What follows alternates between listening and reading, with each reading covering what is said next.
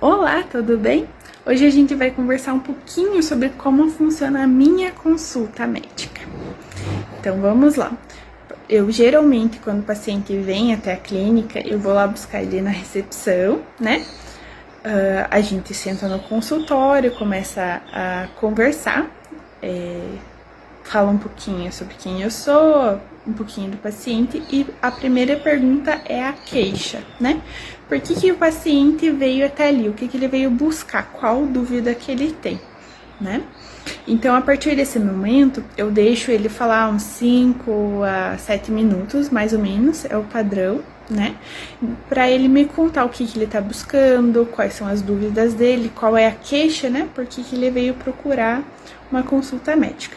Normalmente tem acompanhantes também. Então, esses acompanhantes também falam algumas coisas, né? Perguntam algumas coisas. E nesse momento eu entendi o contexto, né? Do que o paciente precisa.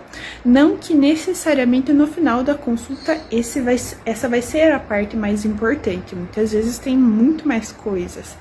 Mas essa é a parte que eu trouxe o paciente, então para ele a queixa é a parte mais importante. A gente precisa dar atenção a isso e precisa resolver isso até o final da consulta, né?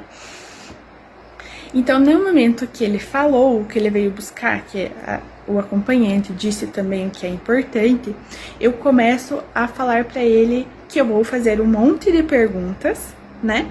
E no final eu explico por que eu fiz essas perguntas. Então, na cabeça do médico, funciona como se fossem várias caixinhas. A gente tem várias caixinhas dentro da nossa cabeça. E nós vamos montar um quebra-cabeça. Mas, o quebra-cabeça depende de em qual caixa que eu vou mexer. Então, por exemplo, tem uma caixinha que é da cabeça, tem uma caixinha que é do pulmão, tem uma caixinha que é do intestino, tem uma caixinha que é do sistema reprodutor. Então, eu vou fazer as perguntas para saber em qual dessas caixinhas eu tenho que mexer. Né? Qual dessas caixinhas é mais provável? Porque eu preciso começar a buscar qual quebra-cabeça eu tenho que montar, né? Então, imagine que não é um quebra-cabeça, são vários. Você precisa montar as peças, descobrir quais peças estão faltando. Então, nesse momento, eu começo a fazer várias perguntas. Muitas delas não parecem ter sentido, né? Por quê? Porque eu estou buscando as caixinhas. A partir do momento que o paciente vai me respondendo, a gente vai juntando as informações, eu vou abrindo 3 possibilidades, 3 hipóteses diagnósticas que a gente chama, que é aquelas possibilidades de diagnóstico, aqueles fatores que são mais prováveis, né? Então, por exemplo, se ele tem dor de cabeça, em um período específico do mês ou um período específico do dia, eu penso em estresse, eu penso em cansaço, eu penso em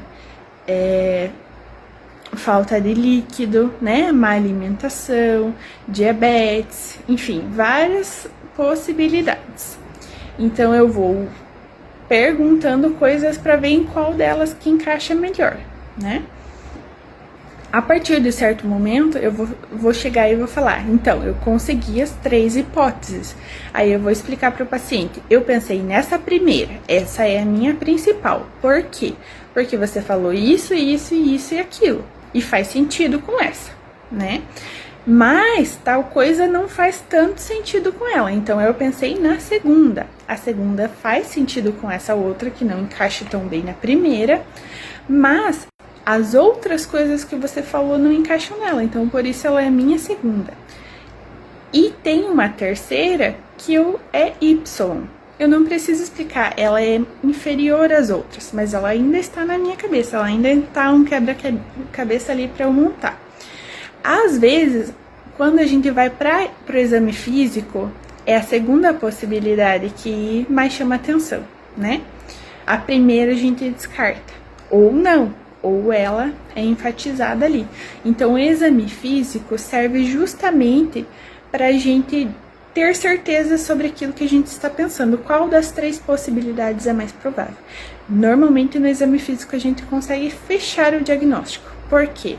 A gente aprende dentro da medicina que a clínica é soberana. O que é a clínica? É a história do paciente, as perguntas que a gente faz, a história que ele traz e o exame físico. A maioria das questões a gente fecha o diagnóstico, fecha as possibilidades aí. Algumas vezes a gente precisa de exames, algumas vezes a gente precisa que o paciente observe alguma coisa da rotina, que traga mais informações pra gente, né? Mas costuma-se fechar os diagnósticos e as possibilidades ali dentro dessas 3 hipóteses. Para a gente pensar no tratamento, não muda muito dessa questão. Por quê? Eu também preciso dar possibilidades para o paciente. Eu preciso falar, olha, eu acho que é desta forma. Pela minha visão é desta forma, o melhor tratamento é esse. Você consegue fazer? Sim, não, talvez. Também dá pra gente optar por esse ou outro tratamento. E tem uma terceira possibilidade também. O que você acha que se encaixa melhor para você? O que você acha que consegue fazer melhor, né? A gente precisa conversar, né? Precisa chegar a um acordo. Por quê? Cada paciente é diferente um do outro.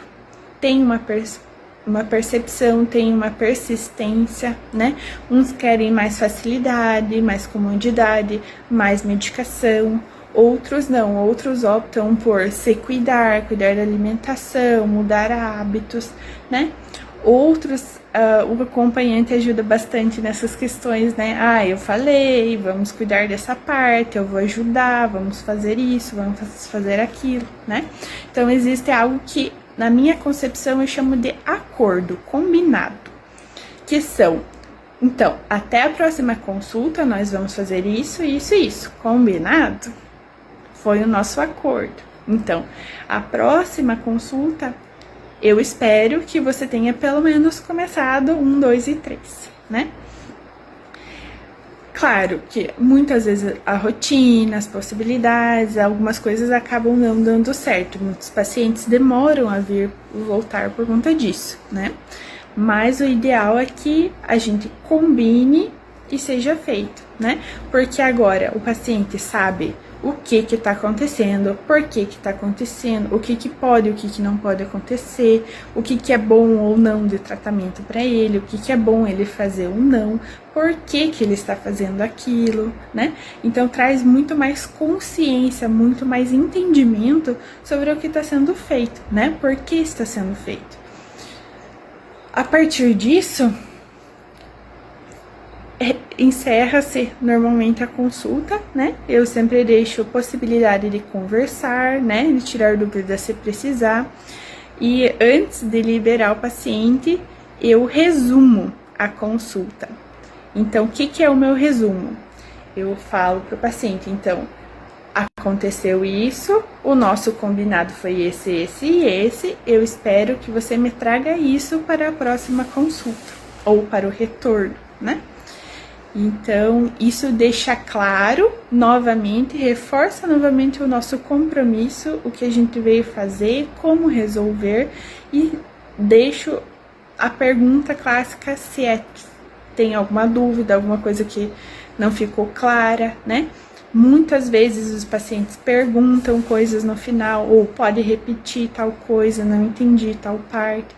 Então, isso é uma questão fundamental para deixar esse entendimento, deixar esse combinado mais claro possível. Então, essa é a minha forma de trabalhar, sempre buscando diálogo, sempre conversando, sempre explicando de forma clara, como exemplo das caixinhas. Eu sempre uso esse tipo de coisa para conversar com os pacientes, para que eles entendam, né, de uma forma clara e que fique simples, né? Que aquilo fique gravado, porque é justamente o que a gente busca, ficar gravado aquela informação, porque o paciente não perca. E muitas vezes os pacientes voltam com essa ideia clara nas consultas que se seguem, né? Com essa perspectiva, falando que usaram os métodos, que usaram os conselhos, que entenderam e que funcionou, né? E isso traz muita gratificação pra gente, porque a gente entende que explicou, entendeu, cumpriu. Esse é o nosso papel, né? O papel de melhorar a qualidade de vida, o entendimento e fazer funcionar aquilo que a gente tem de conhecimento adquirido para os nossos pacientes.